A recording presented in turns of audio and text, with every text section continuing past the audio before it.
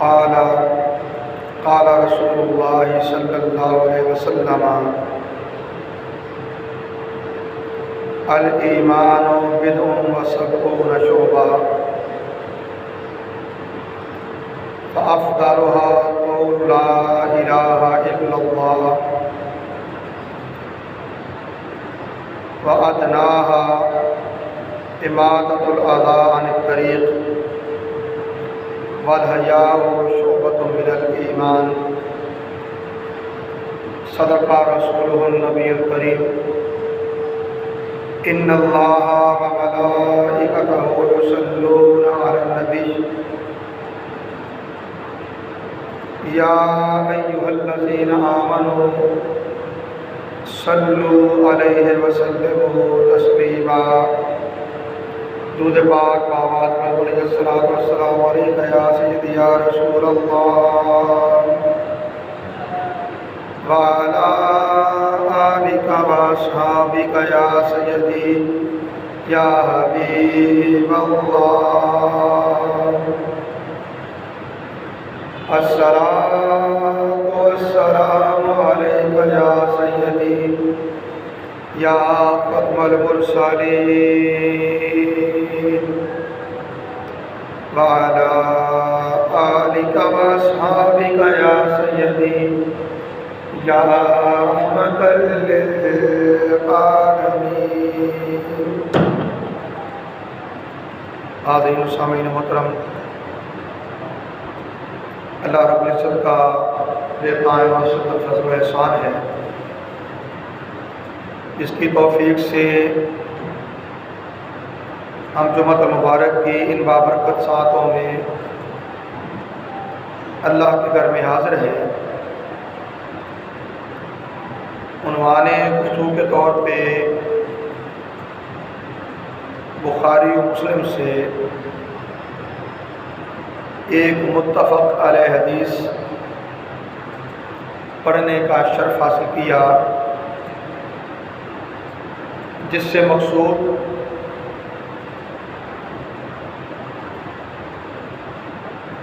ایمان کیا ہے، ایمان کے شعبے کون کون سے ہیں، اس کا ذکر کرنا ہے۔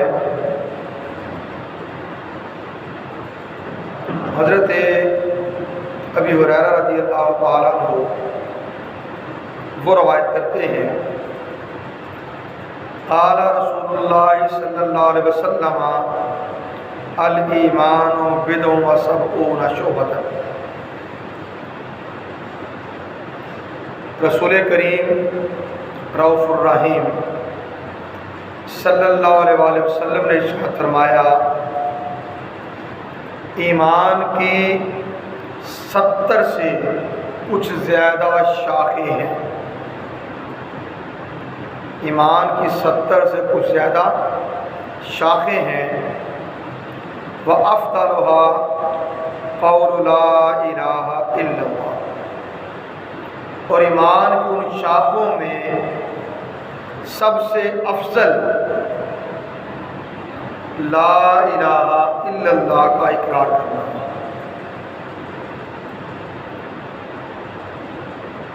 وَأَدْنَاهَا امامۃ الاعضاء عن الطریق۔ اور ایمان کے شعبوں میں، ایمان کی شاخوں میں سب سے چھوٹی شاخ، سب سے ادنا، سب سے نچلے درجے کی شاخ یہ ہے کہ کسی تکلیف دہ چیز کو راستے سے دور کر دیا جائے، راستے سے ہٹا دیا جائے۔ والحیاء شعبۃ من الایمان۔ اور مزید فرمایا کہ حیا بھی ایمان کی ایک شاخ ہے، حیا بھی ایمان کی ایک شاخ ہے۔ تھوڑی سی تفصیل سے ایمان کی جو پہلی شاخ اور سب سے افضل شاخ ہے اس کا تذکرہ کروں گا، اس کے بعد پھر ہم آگے بڑھتے جائیں گے۔ فرمایا افضلها قول لا الہ الا اللہ، ایمان کی شاخوں میں سب سے افضل شاخ یہ اقرار کرنا ہے کہ اللہ کے سوا کوئی عبادت کے لائق نہیں، اللہ کے سوا کوئی عبادت کے لائق نہیں۔ گویا یہ اقرار اللہ کی معبودیت کا اس بات ہے، اللہ کی معبودیت کو ثابت کرنا ہے اور اللہ کے سوا ہر معبود کی نفی کرنا ہے۔ اللہ کے سوا ہر ایک کی نفی کرنا ہے۔ معبود میں کیا کہوں؟ سادہ بات کہ اللہ کے سوا کوئی اس قابل ہی نہیں کہ اس کی عبادت کی جائے۔ حضرت علی المرتضیٰ رضی اللہ تعالیٰ عنہ سے ایک مرتبہ پوچھا گیا کہ آپ اللہ کی عبادت کیوں کرتے ہیں؟ آپ اللہ کی عبادت کیوں کرتے ہیں؟ حضرت مولا علی شیر خدا رضی اللہ تعالیٰ عنہ انہوں نے جواب دیا تھا، میں اللہ کی عبادت اس لیے کرتا ہوں کہ وہ اس قابل ہے کہ اس کی عبادت کی جائے، وہ اس کا حقدار ہے کہ اس کی عبادت کی جائے، کہ اس کی عبادت کی جائے۔ تو سب سے افضل ایمان کیا ہے؟ تمام باطل معبودوں کا انکار کرنا اور معبود برحق اس کی معبودیت کا اقرار کرنا۔ اور یاد رکھ لیں، جب ہم ایک اللہ کی بندگی کرنے والے ہو جائیں اور اس بندگی کی حقیقت کو پا لیں، اس بندگی کی حقیقت کو پا لیں، تو پھر یہ حاجت ہی نہیں رہتی ہے کہ اس کے سوا کسی اور کی طرف دھیان کیا جائے۔ اللہ تعالیٰ نے سورہ فاتحہ میں اہل ایمان کی دعا کے طور پہ جو چیز بیان کی وہ کیا؟ کہ اہل ایمان سراپا عز و نیاز ہو کر اللہ کے حضور حاضر ہو کر سورہ فاتحہ کی تلاوت کرتے ہوئے اس چیز کا اظہار کرتے ہیں، ایاک نعبد و ایاک نستعین، اے اللہ ہم تیری ہی عبادت کرتے ہیں، یعنی تیرے سوا کسی کی عبادت نہیں کرتے، تجھ سے ہی مدد چاہتے ہیں۔ اور حقیقتاً مدد کرنے والی ذات بھی اللہ ہی کی ہے، عطا کرنے والی ذات بھی اللہ ہی کی ہے۔ باقی دنیا میں جو کچھ ہے وہ اس کے اسباب اور اس کے وسیلے، اس کے وسائل تو ہو سکتے ہیں، مگر عطا رب تعالیٰ کی، عطا رب تعالیٰ کی۔ رسول کونین صلی اللہ علیہ وسلم کی معروف حدیث ہے، انما انا قاسم واللہ یؤتی، عطا کرنے والی ذات اللہ کی ہے اور میری حیثیت میں تو قاسم ہوں، میں تو تقسیم کرنے والا ہوں، جو کچھ وہ عطا فرماتا ہے اس عطا کو اللہ کی مخلوق میں بانٹنے والا میں، عطا اللہ کرتا ہے۔ تو یہ اقرار لا الہ الا اللہ، اللہ کے سوا کوئی معبود نہیں، اللہ کے سوا کوئی معبود نہیں، یہ ایمان کی اعلیٰ ترین شان ہے، اعلیٰ ترین شان۔ علامہ اقبال نے کہا تھا، وہ ایک سجدہ جسے تو گراں سمجھتا ہے، وہ ایک سجدہ جسے تو گراں سمجھتا ہے، ہزار سجدوں سے دیتا ہے آدمی کو نجات۔ اگر ایک رب کی معبودیت اس کی بندگی کرنا آ گئے، اس کے بندے بن گئے، تو پھر در در کی ٹھوکریں کھانے کی کوئی حاجت نہیں۔ تو یہ ہے افضل ترین ایمان۔ اس کے بعد فرمایا وَأَدْنَاهَا إِمَاطَةُ الْأَذَىٰ عَنِ الطَّرِيقِ، اور ایمان کی سب سے چھوٹی شاخ، نچلی شاخ یہ ہے کہ راستے سے کسی تکلیف دہ چیز کو ہٹا دیا جائے، یہ بھی ایمان ہے، یہ بھی ایمان ہے۔ پھر ارشاد فرمایا وَالْحَیَاءُ شُعْبَةٌ مِنَ الْإِیمَانِ، اور حیا یہ بھی ایمان کا حصہ ہے، یہ بھی ایمان کی ایک شاخ ہے۔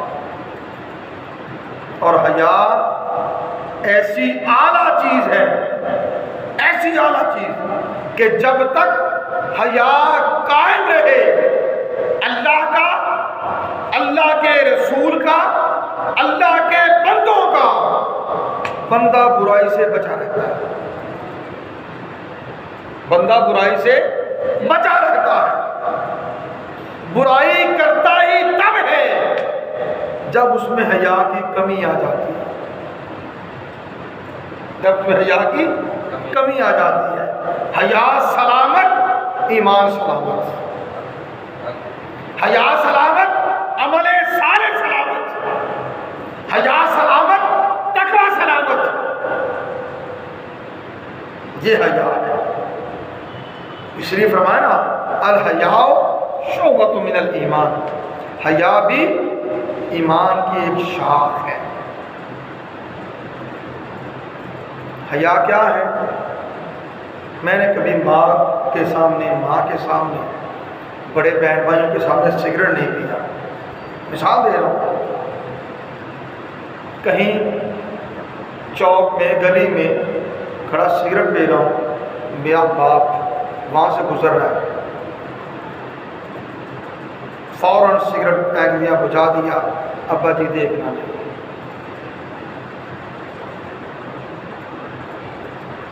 یہ حیا ہے، ٹھیک ہے؟ میں کوئی شرارت کرنا چاہتا ہوں، شرارت سوجی ہے، کوئی دیکھ رہا ہے، کوئی دیکھ رہا ہے، اس کے دیکھنے کی بنا پر میں سوچتا ہوں یہ نظر دوسری طرف کرے تو شرارت کروں، مجھے اس کے دیکھنے کا حیا ہے۔ بس سمجھ آ گئی نا؟ بچے کلاس میں شرارتیں کر رہے ہیں، استاد کلاس کی طرف آ رہا ہے، بچے نے کہہ دیا سر آ رہے ہیں، سارے بچے سیدھے ہو کے بیٹھ گئے۔ یہ کیا ہے؟ حیا ہے۔ پھر بات سمجھ آ گئی نا کہ کوئی دیکھ رہا ہے،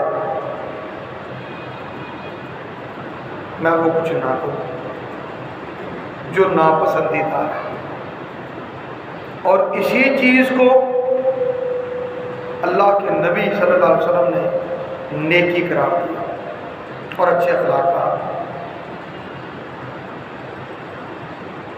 اور وہ عمل کہ جس کے بارے میں مجھے اندیشہ ہے کسی کو پتہ چل جائے گا، کوئی دیکھ لے گا، وہ گناہ ہے۔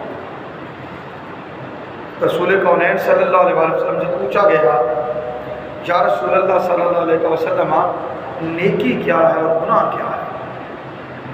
ارشاد فرمایا البر حسن الخلق، اچھے اخلاق نیکی، اچھے اخلاق نیکی۔ والاثم ما حاک فی صدرک ان یطلع علیہ الناس، اور گناہ یہ ہے کہ تیرے دل میں کھٹکا پیدا ہو، کسی کو پتہ نہ چل جائے،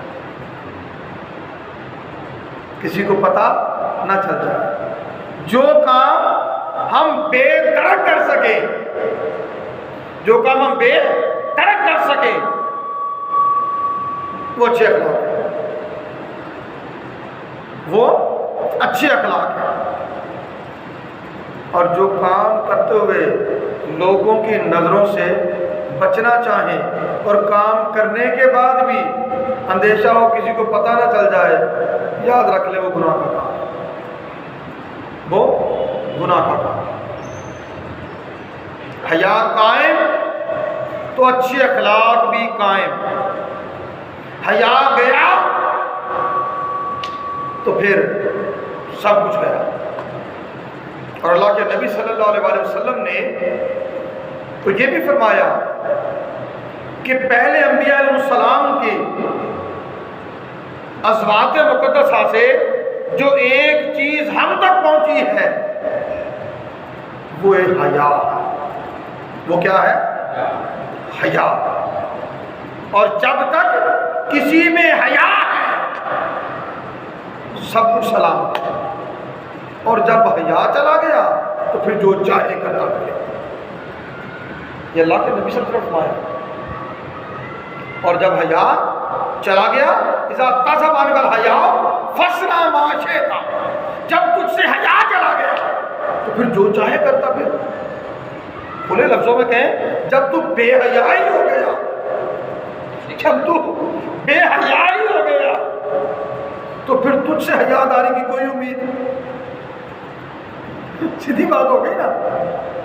بے حیا سے کبھی کوئی اچھائی کی امید رکھتا ہے؟ بے حیا کو تو کوئی شخص کسی کام سے روکتے ہوئے بھی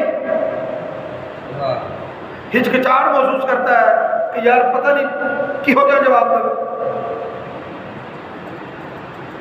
اور یہ کس کے لیے؟ بے حیا کے لیے۔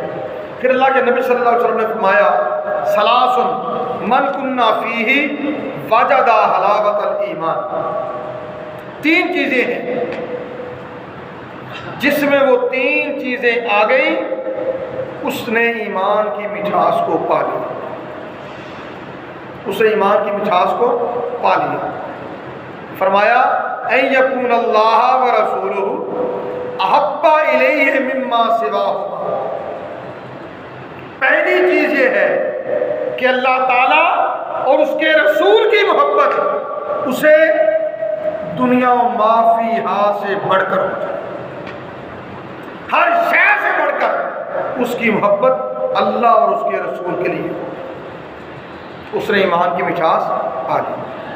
دوسرا فرمایا اے یحب المرء لا یحب الا للہ، بندہ کسی سے بھی محبت کرے تو وہ صرف اللہ کے لیے کرے، وہ صرف اللہ کے لیے، کوئی مفاد، کوئی غرض، کوئی لالچ، کوئی ہرس، کوئی ہوس سامنے نہ ہو۔ یہ چیز سامنے ہو، احب لوجہ اللہ، میں تجھ سے اللہ کے لیے محبت کرتا ہوں۔ جس سے اللہ کے لیے محبت ہے، جو اللہ کے لیے محبت کرنے والا ہو گیا، اس نے ایمان کی مٹھاس کو پا لیا، اس نے ایمان کی مٹھاس کو پا لیا۔ گویا ہم یوں کہیں کہ اگر تو اللہ کے لیے محبت ہے کسی سے بھی تو پھر ایمان کی مٹھاس پا لی، اور اگر کہیں کہیں اللہ کی ذات سے ہٹ کر کسی اور مقصد کے تحت محبت ہو، کسی اور مفاد، کسی اور مطلب، کسی اور غرض سے محبت ہو، تو وہاں ہم نے ایمان کی اس مٹھاس کو کڑوا کر دیا۔ ایمان کی مٹھاس میں کڑواہٹ پیدا کر دی۔ حدیث پاک ہے الحب فی اللہ والبغض فی اللہ، یہ ایمان ہے۔ کسی سے بھی تیری محبت اللہ کے لیے اور کسی سے بھی تیری ناراضگی، کسی سے بھی تیری ناراضگی وہ بھی اللہ ہی کے لیے، اس کے درمیان کوئی اور چیز نہ ہو۔ حتیٰ کہ یہ بھی نہ ہو وہ شخص گالیاں دیتا ہے مجھے، اس نے مجھے گالیاں دی، مجھے برا بلا کہا، میرے ساتھ کوئی ناپسندیدہ رویہ اختیار کیا، اگر اس کی بنا پر بھی میرے دل میں میل آ گیا، میرے دل میں رنجش پیدا ہو گئی، غصہ و ناراضگی پیدا ہو گئی، تو وہ محبت اللہ کے لیے نہ رہی۔ وہ محبت کس لیے ہو گئی؟ کہ وہ میرا احترام کرتا ہے تو میں اس سے محبت کرتا ہوں، اس میں آ گئی،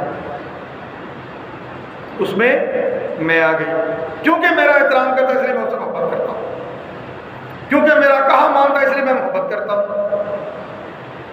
میرے بات سمجھ آ گئی نا؟ تو کیا ارشاد فرمایا؟ اے یحب المرء لا یحبہ الا للہ، اس کی محبت کسی بھی شخص کے لیے صرف اللہ کے ساتھ، اللہ کی محبت کی وجہ سے۔ اور تیسری چیز فرمائی ان یکرہ ان یعود فی الکفر کما یکرہ ان یقذف فی النار، اور اسے ایمان لانے کے بعد کفر سے اسی قدر کراہٹ اور ناپسندیدگی ہو جس طرح اسے یہ ناپسند ہو کہ اسے آگ میں ڈالا جائے، اسے آگ میں ڈالا جائے، جس طرح اسے یہ ناپسند، اسی طرح ایمان لانے کے بعد اسے کفر کی طرف لوٹنا ناپسند رہا۔ آخری حدیث حضرت سفیان بن عبداللہ ثقفی رضی اللہ تعالیٰ عنہ، ان سے روایت ہے، قال قلت یا رسول اللہ قل لی فی الاسلام قولا لا اسأل عنہ احدا بعدک،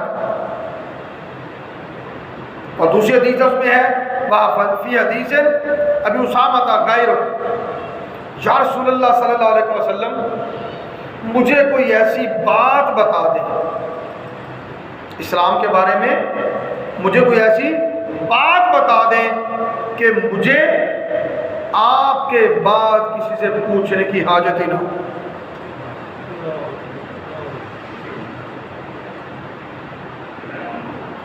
اور آپ کے سوا میں کسی سے پوچھوں ہی نہیں، یہ دوسری روایت آ گئی۔